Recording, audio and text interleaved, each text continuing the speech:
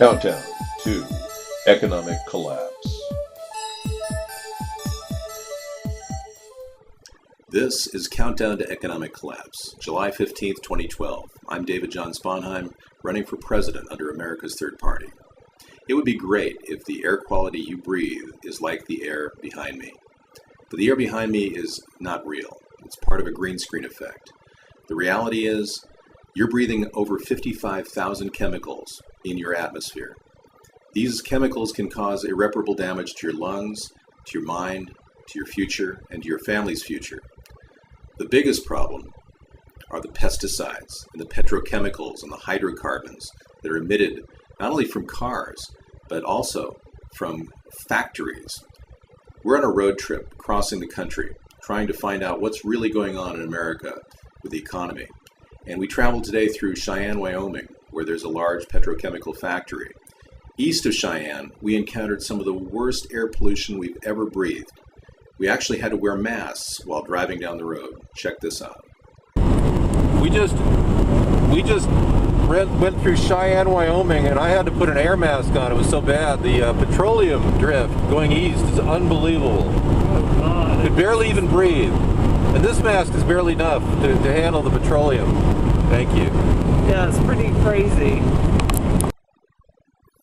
Now, admittedly, those masks did not solve the air pollution problem for us. We still breathed those chemicals. It was horrific. And later, we were continuing our road trip east across the nation toward areas that we're going to on this trip. And we ran across a truck that was carrying pesticides with open containers or possibly toxic waste. We don't know what, but it was going right past us, speeding, and it actually emitted enough toxic waste into the atmosphere to cause yet another episode where we have to wear masks and put on protective gear to prevent ourselves from getting contaminated. Now we're recording. Okay, hi. Folks, let me take the camera for a second. A truck just passed us that had toxic waste literally on board, pesticides flowing out of it, and it was a plume of toxic waste. It wasn't the truck I just showed you, but it was a truck about a mile ahead. We had to drop back. The toxicity coming out of that truck was unbelievable.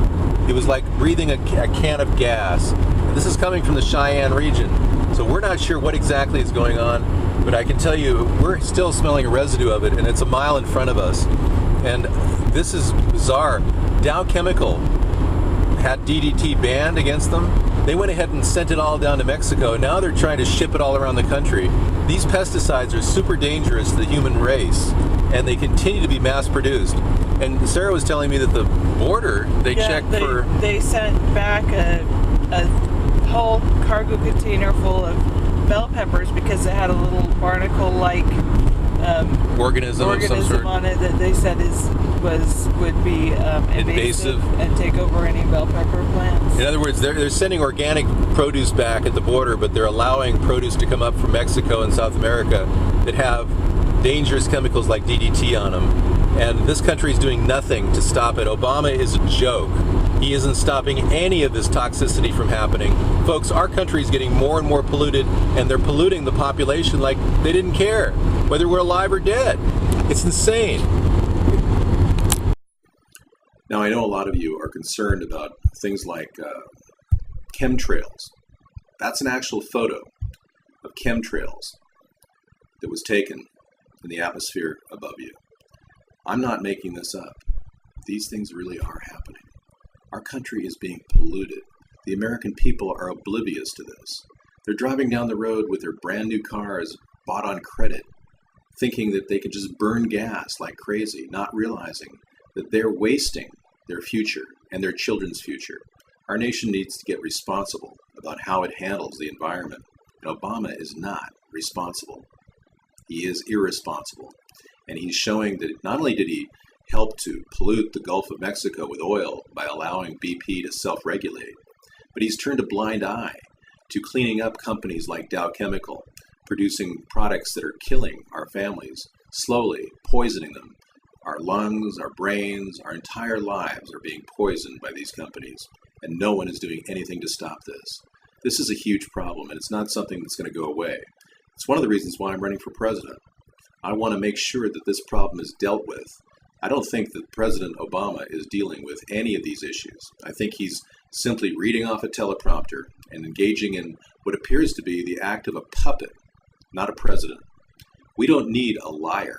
We need a leader who will lead us toward a better environment, cleaner waters, cleaner air for our families. And we also need a growth economy. And we're not getting that with Obama. He's funding companies like Solyndra, where they're sucking money right out of your tax dollars to fund venture capitalists, not create products that are low cost, that will be replicatable, that will be mass produced, that will help our economy prosper. These companies are out for money, and Barack Obama and the Democrats have given them lots of money with green energy tax credits. All of that has to change. We have to get responsible and start innovating ourselves. So the whole production process dating back to Henry Ford and the Model T was streamlined, and our America was really one of the biggest production giants in the world, if not the biggest, for a long, long time.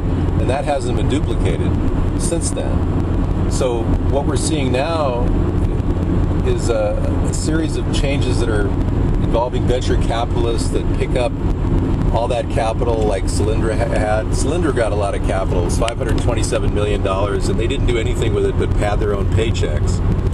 So I think what we need to do is get a team of real strong engineers that do mass production, that actually engage in the process of building things with precision instrumentation, and gear up industry like the solar panel industry. There's no reason why we can't roll out solar panels in big, huge carpet-like structures, amorphous panels that get high efficiency. So what I think our country needs to do is keep our nation on track by getting streamlined production and getting it started right away and keeping it away from the venture capitalists. Let's lead by example. Let's get this country back on track. Let's not wait around for the two-party system to solve this problem. Let's create a third party. And let's do it right now for this election. If you want to get involved, simply write my name in, David John Sponheim, on your ballot in November. That's your best way of telling the nation that you're ready for change, the kind of change that will save us money, build the economy, and get our country back to clean air and clean water. I'm David John Sponheim, and I support this message.